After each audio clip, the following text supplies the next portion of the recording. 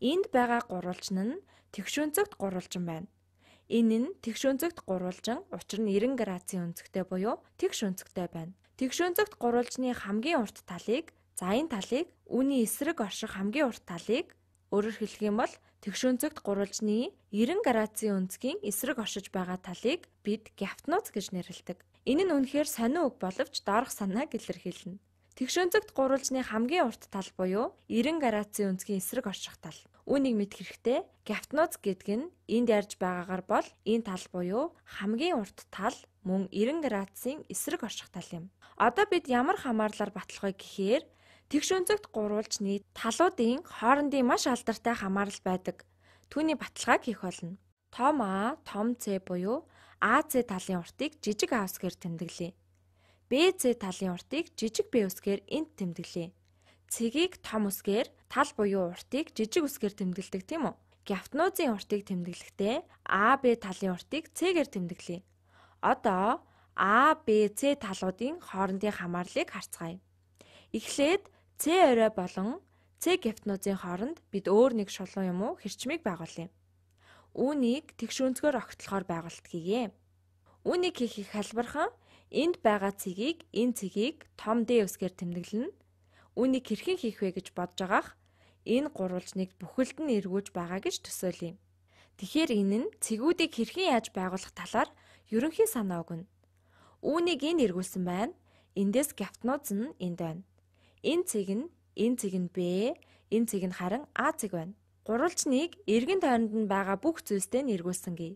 Энд С цэг нь байна. Үүнийг дүрслүүл С цэгээс доош буулган зураасаар холбъё.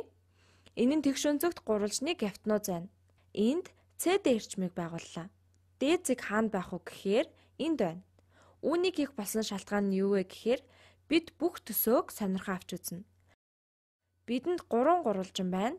А, Д, С гурвалжин, Д, Б, С гурвалжин, тэгээд том гурвалжин буюу анхны гурвалжин байна.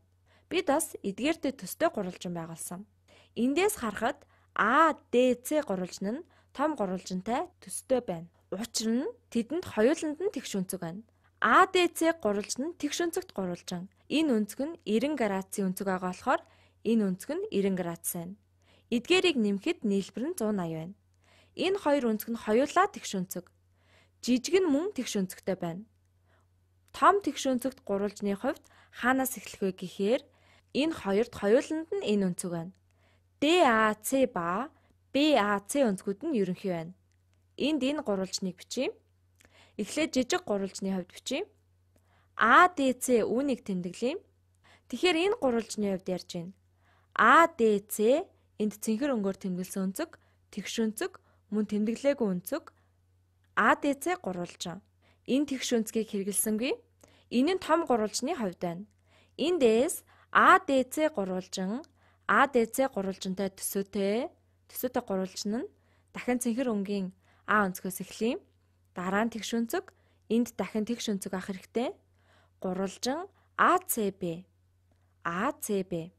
Эдгээр нь төсөөтэй учир харгалзах байраар нь тэдгээрийн талуудын хооронд харьцааг бичиж болно. Жишээлбэл бидэнд харгалзах талуудын харьцаа нь харагдаж байна. Төсөөтэй гурвалжны ерөнхий харгалзах талуудын харьцаа нь тогтмол байна. Тиймээс харьцааг нь авч үзье. Жижиг гурвалжны гяфтнууз АЦ, том гурвалжны гяфтнууз АБ-г авч үзье. Тэгэхээр АЦ ба АБ-тэй адил зүйл нь АД. Үүний нэг тал. АД энд харагдаж байгаачлан хоёр төсөөтэй гурвалжнаас харгалзах цэгүүдийг авна.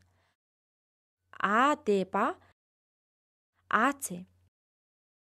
Эдгээр гурвалжныг эргээд нэг харцгаая. АД.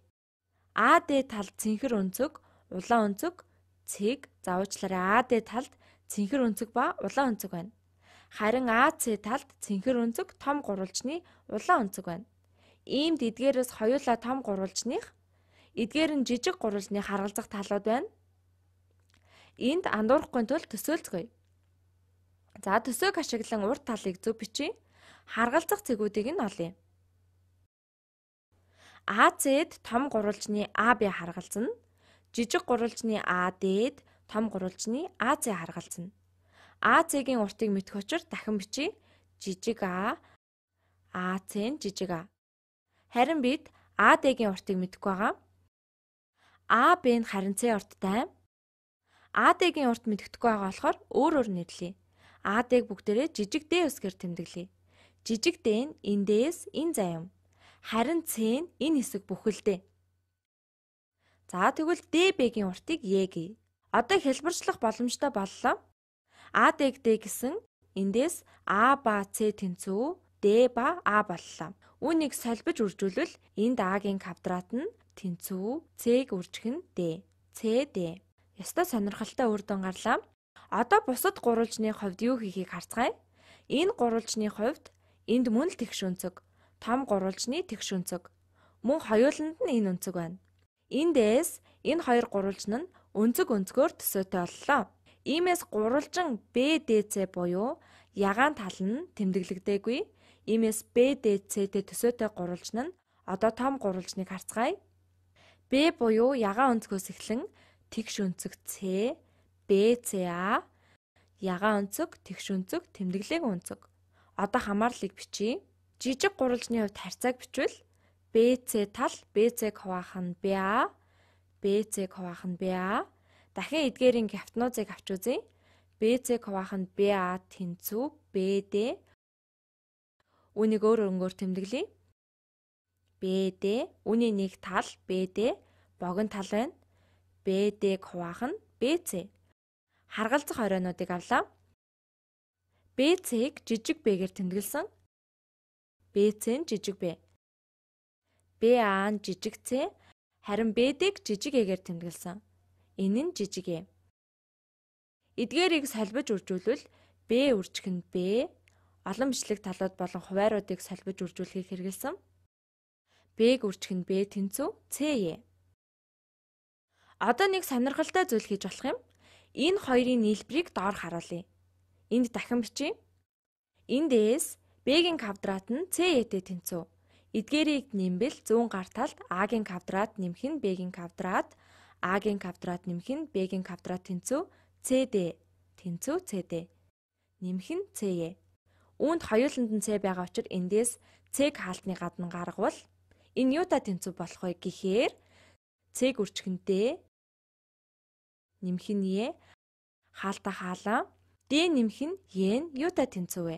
Үүний урт D, үүний урт E. Иймд D нэмэх нь E нь C-тэй тэнцүү боллоо. Эндээс C үржих нь C буюу C квадрат болно. Энд сонирхолтой хамаарлал гарч ирж байна. Энд А-гийн квадрат нэмэх нь Б-гийн квадрат нь С-гийн квадраттай тэнцүү. За дахиж бичье. А-гийн квадрат өөр өнгөөр тэмдэглэе. Энэ илүү зүйлийг ойлгож дахиад бичье. За шинээр бичвэл А-гийн квадрат нэмэх нь Б-гийн квадрат тэнцүү С-гийн квадрат. Энэ нь тэгш өнцөг. Энд хоёр тэгш өнцөгт гурвалжин байна. Хоёр тал буюу тал бүрийн квадратын нийлбэр тэнцүү гяфтнуудын квадрат. Энэ нь магадгүй хамгийн хэлбэр тооцоолох математикийн хамгийн алдартай теорем бөгөөд үнийг Пифагор нээсэн юм. Тэрээр үнийг үүсгэсэн хүний анхдагч нь байсан болохоор Пифагорын теорем гэж нэрлэсэн. Пифагорын теорем.